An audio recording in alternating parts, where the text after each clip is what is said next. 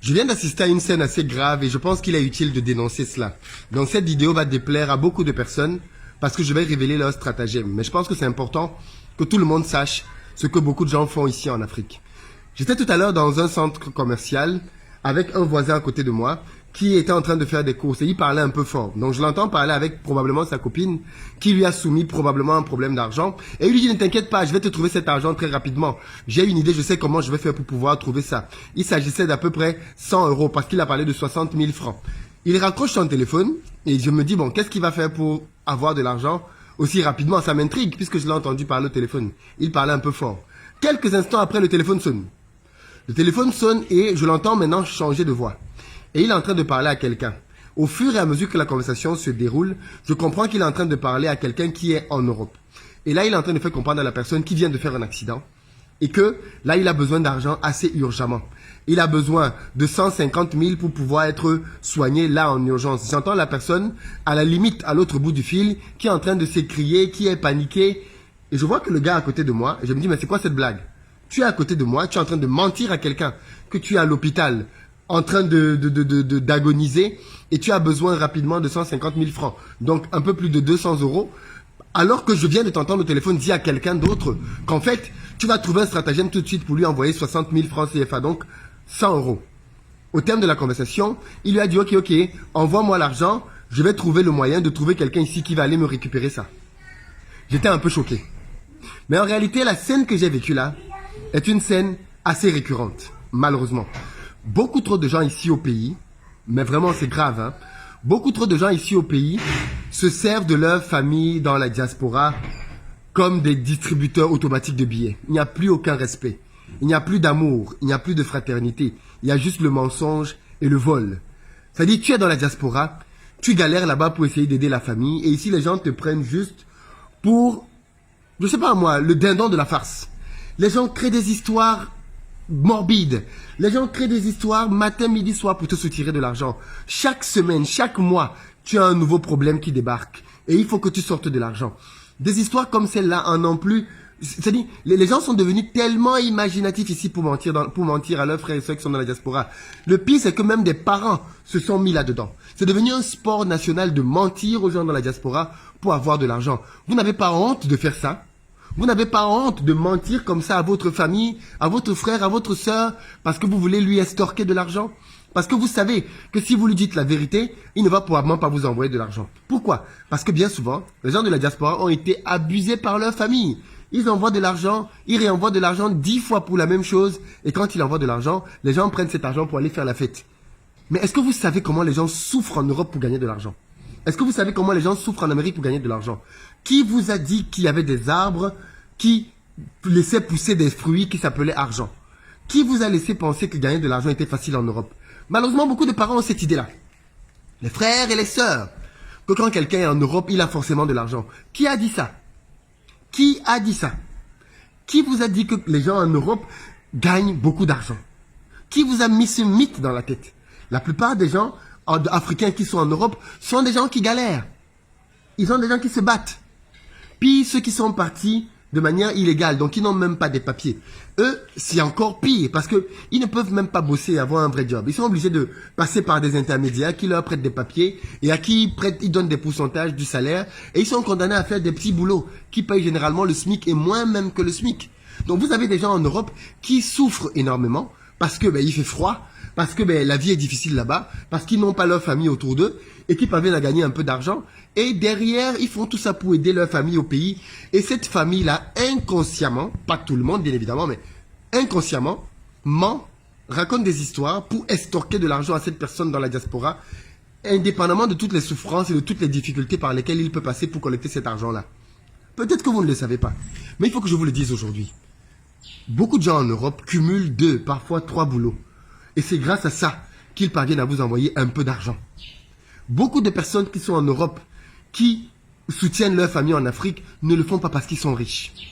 Le font parce qu'ils sont généreux. Le font parce qu'ils vous aiment, parce qu'ils tiennent à vous. Le font parce qu'ils veulent vous soutenir, parce qu'ils savent que vous êtes leur famille. Mais ne pensez pas que quand quelqu'un qui est en Europe ou en Occident de manière générale vous envoie de l'argent, c'est parce qu'il est riche. Non, c'est faux. C'est entièrement faux. Il faut que vous sachiez que quand quelqu'un vous envoie 100 euros, 200 euros, il est en train de vous envoyer le fruit de 2, parfois 3 jours de travail.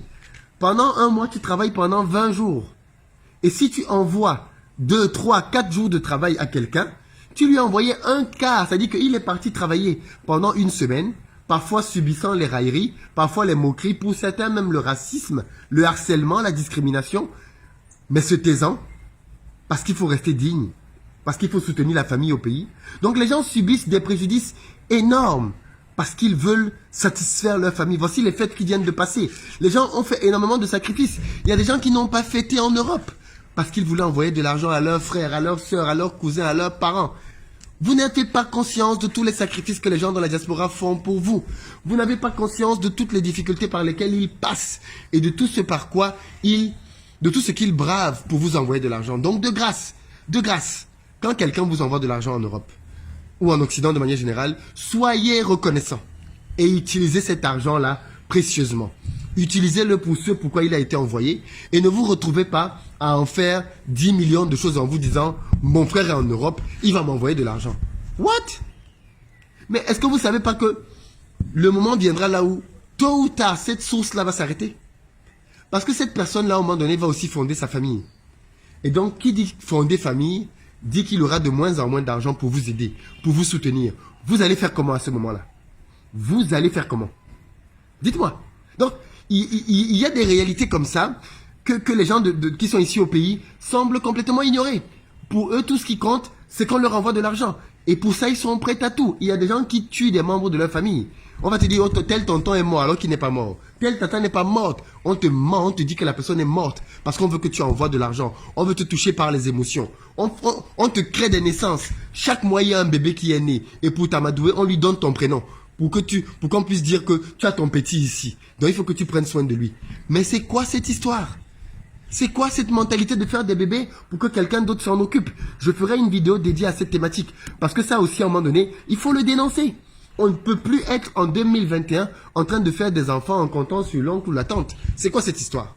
Quand tu étais en train de faire tes choses là-bas, l'oncle ou la tante était là? Quelle est cette histoire que maintenant c'est l'oncle ou la tante qui doit s'occuper des conséquences de tes actes? Bref, ce sera l'objet d'une autre vidéo. Donc, clairement, mon message ici, il est très simple. Hein, mais vraiment, il est très simple. Et je ne mets pas tout le monde dans le même lot. Il y a des gens, bien évidemment, qui ont beaucoup de difficultés, des gens qui passent par des problèmes et qui ont de vraies difficultés. Et je pense qu'il faut continuer de les soutenir.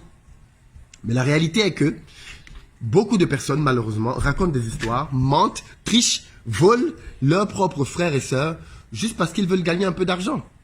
Voilà pourquoi est-ce que je dis aussi aux gens de la diaspora, arrêtez d'envoyer de l'argent aux gens en Afrique. Ce n'est pas une solution. Vous enrichissez MoneyGram, vous enrichissez Western Union, mais fondamentalement, vous ne faites rien qui va réellement changer des vies. Arrêtez d'envoyer de l'argent aux gens. Si vous voulez vraiment les aider, autonomisez-les. Créez-leur un business. Formez-les pour qu'ils apprennent à gérer un business. Permettez-leur d'apprendre à pêcher plutôt que d'attendre tout le temps qu'on leur donne du poisson à manger. Et ainsi, vous les aurez délivrés d'un cycle infernal. Et il y a beaucoup de gens en Europe qui n'envoient plus un centime à leur famille au pays. Ils ont décidé, juré, qu'ils n'enverraient plus jamais rien du tout. Pourquoi? Parce qu'ils se sont rendus compte que, comme le jeune homme dont je viens de parler, leur famille leur jouait des tours. Ils se sont rendus compte un jour que la famille qu'ils croyaient aider, en réalité étaient des gens qui se foutaient complètement d'eux et qui ne cessaient de raconter histoire après histoire, parce qu'ils voulaient juste de l'argent pour les embobiner et continuer de gérer ça en latio, en secret, dans leur coin. Donc, il faut que la diaspora et les gens qui sont au pays réapprennent à nouer des liens de confiance. Parce que je me rends compte qu'il y a quelque chose qui est brisé. Entre la diaspora et les gens qui sont au pays, il y a quelque chose qui est brisé. Et il faut que la réconciliation se fasse. Et on ne peut pas la faire en bâtissant sur le mensonge. Là, je vous parle aujourd'hui des mensonges des gens qui sont en Afrique. Comment est-ce que les gens qui sont en Afrique mentent? Mais parfois, ils mentent aussi parce que obtenir quelque chose de quelqu'un de la diaspora, il faut lui mentir. Et ça, je vais faire une vidéo là-dessus aussi. Parce que pour certaines personnes arrivées dans la diaspora, ils ont remplacé leur cœur par la pierre. Et ils sont devenus tellement durs que si tu ne leur mens pas, tu ne peux rien obtenir d'eux, malheureusement. Mais ça fera l'objet d'une autre vidéo. Mais clairement, je voulais quand même dire très clairement que je m'inscris en faux et je suis contre cette manière de procéder qui consiste à mentir aux gens en oubliant que ces gens-là font d'énormes sacrifices pour vous pour vous donner ce qu'ils vous donnent. Ce n'est pas facile, les amis. Ce n'est pas facile. Les gens font des sacrifices énormes et ils n'osent juste pas vous dire parce qu'ils vous aiment et peut-être parce qu'ils partent du principe que vous n'allez peut-être pas comprendre. Mais moi, je vous le dis aujourd'hui, la vie en Europe, ce n'est pas rose, ce n'est pas facile, c'est super difficile. Et quand quelqu'un vous envoie quelque chose, dites-lui merci, soyez reconnaissant. Regardez par exemple, il y a un manque de reconnaissance flagrant. J'ai failli oublier ce point-là, mais c'est un point énorme. Les gens en Afrique, tu les aides et ils manquent de reconnaissance. Il y a des gens qui, ils ne t'appellent que quand ils ont des problèmes. Quand tu vois ton téléphone sonner et que tu vois son nom, deux choses. La première chose, tu es à la fin du mois. Il t'appelle toujours à la fin du mois. Deuxième chose, eh bien, il y a un problème. Toujours. Il ne t'appelle jamais pour prendre des nouvelles. Il ne t'appelle jamais pour savoir comment tu vas. La preuve, quand c'est ton anniversaire, combien de personnes qui sont au pays te souhaitent joyeux anniversaire. Mais quand c'est leur anniversaire, ils veulent que tu leur envoies l'argent. Tu comprends? Quand, je dis, le tien, tu ne demandes pas quand tu envoies quelque chose. Juste joyeux anniversaire. On ne te souhaite pas. Certains ne te souhaitent même pas bonne année, meilleurs vœux. Mais dès qu'ils ont un problème, ils pensent à toi pour t'appeler. C'est quoi ces manières? C'est quoi ce délire? Quand tu t'es marié, les gens qui sont au pays, combien t'ont envoyé un cadeau? Mais quand eux, ils se marient, ils attendent que tu leur envoies des cadeaux. Et malheur à toi si tu n'envoies pas le cadeau. Vous allez avoir des problèmes. Quand tu t'es baptisé, combien d'entre eux t'ont envoyé un cadeau pour ton baptême? Quand tu as célébré un événement heureux dans ta vie, combien d'entre eux t'ont envoyé quelque chose, même symbolique, même un pagne, tu ne demandes pas quelque chose de grandiose. Achète un petit pagne et envoie. On n'envoie pas. Mais quand c'est eux, ils savent t'appeler, insister. Ils vont te biper ou t'appeler jusqu'à ce que ton téléphone se décharge. Parce qu'il faut que tu lui envoies de l'argent. On ne peut pas continuer comme ça. Il n'y a aucune relation qui est à sens unique. On ne peut pas continuer comme ça. Il faut arrêter ça. Je vous dis ça. Arrêtez-moi vos histoires là. Parce que tant que vous continuerez de faire ça, vous allez nous mettre dans une situation embarrassante. Les gens vont commencer à douter, à soupçonner, à être méfiants à gauche et à droite en se demandant à chaque fois qu'on va les solliciter si on n'est pas en train de vouloir les arnaquer. Est-ce que c'est ça que vous voulez? Cette situation ne profite à absolument personne. Donc, mettons-y un terme, tous ensemble. Ça, c'était mon message pour ceux qui sont au pays. Dans la prochaine vidéo, ce sera pour parler aux frères de la diaspora. Parce que eux aussi, j'ai quelque chose à leur dire. Très bientôt.